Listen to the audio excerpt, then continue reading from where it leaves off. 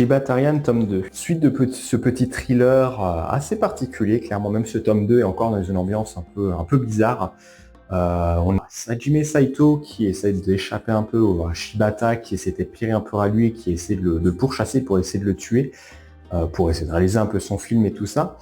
Durant cette partie, on avait aussi sa copine qu'on voit un peu sur la couverture, qui s'était fait prendre. Il y avait quelques suspicions sur le fait qu'elle était peut-être encore vivante, ça s'est un peu avéré, ils arrivent un peu tous les deux à s'échapper avec un moyen assez particulier.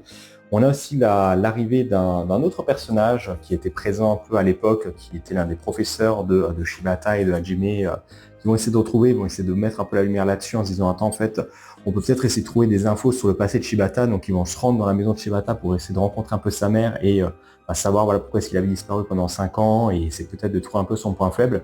Je ne vais pas trop en dévoiler, mais on va apprendre pas mal de choses, il y avoir un petit retournement de situation.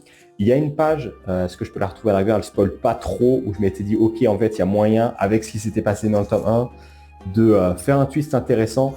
Ça n'a pas l'air d'être le cas, mais voilà, on a un personnage qui s'est rajouté à un moment, qui va se rajouter dans le groupe, et qui aurait pu être un twist vraiment fou, en vrai. Bon, ça n'avait pas été le cas, mais ça aurait été vraiment cool, pour faire référence un peu à ce qui s'était passé dans le tome 1, dans le premier chapitre, avec notamment Shibata, et le fait que il soit particulier, qu'il y ait des gens qui ne puissent pas forcément le voir, je n'en dis pas plus, mais ceux qui auront la série verront peut-être ça.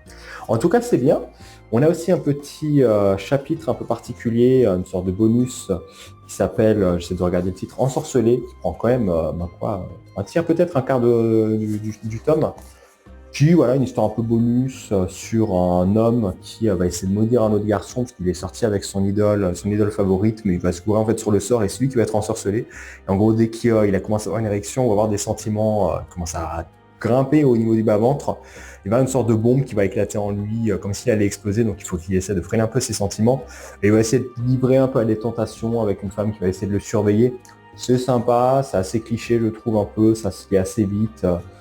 Mais voilà, ça reste une petite histoire, on va dire, qui reste un peu dans la même veine, qui reste un peu, je trouve, dans la même veine déjà graphiquement et même au niveau des thèmes, de certains thèmes de ce qu'on peut retrouver dans Shibata.